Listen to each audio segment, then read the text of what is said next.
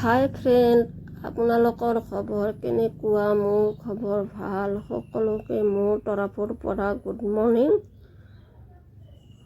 আপোনালোকে খোৱা বোৱা কৰিছেনে কৰা নাই নাজানো, কিন্তু মোৰ খোৱা বোৱা হৈ গ'ল। আৰু সকলোৱে মোক সুধি থাকে যে মই ক'ৰ পৰা ভিডিঅ'টো বনাওঁ বা ব্লগটো বনাওঁ। মোৰ ঘৰ হৈছে অসম বৰপেটা ডিষ্ট্ৰিক্ট, সৰভোগৰ পৰা মই ভিডিঅ'বিলাক বনাওঁ। আৰু আপোনালোকে ক'ৰ পৰা মোৰ ভিডিঅ'বোৰ চাই থাকে কমেণ্ট কৰি নিশ্চয় জনাব।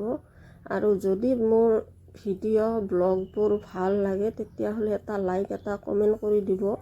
মইতো ব্লগ বনাব নাজানো, তথাপিতো আপোনালোকৰ কাৰণে চেষ্টা কৰিছোঁ যে মই এটা আপোনালোকক ব্লগ বনাই দিওঁ। আৰু মোৰ ব্লগটো চাই কিনে যদি আপোনালোকৰ ভাল লাগে তেতিয়াহ'লে কমেণ্ট কৰি মোৰ ভিতৰৰ পৰা উৎসাহ যোগাব, যাতে আগলৈকে মই ব্লগ বনাব পাৰোঁ। আৰু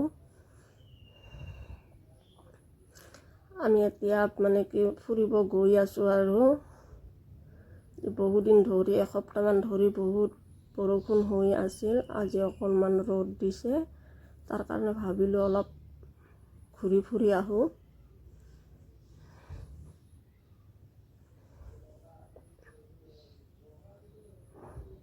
এইটো আমাৰ ওচৰৰে নদী হয়। এই নদীটো বহুত দেখিবলৈ ধুনীয়া, আপোনালোকেও চোৱাচোন।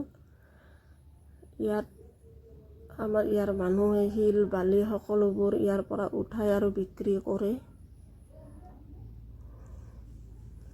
এইজনী হৈছে মোৰ ছোৱালী। ছোৱালীটোৰ বয়স হৈছে 6 বছৰ, বৰ্তমান ৰানিং চলি আছে। আৰু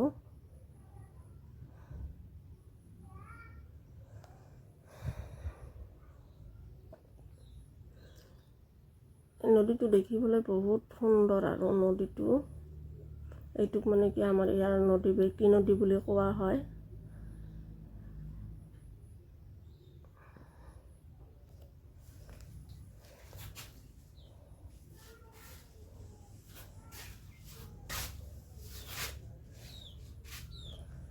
আপোনালোকৰ যদি এতিয়া আমি ঘৰলৈ যাই আছোঁ। আৰু ইয়াতে দেখক ল'ৰা ছোৱালীবিলাকে ইয়াতে গা ধুব আহিছে, গা ধুই আছে। ইয়াত নদীৰ ছাইডত আৰু বহুত মানুহৰ ঘৰ আছে, সিহঁতৰ ল'ৰা ছোৱালীবিলাকে গা ধুই আছে।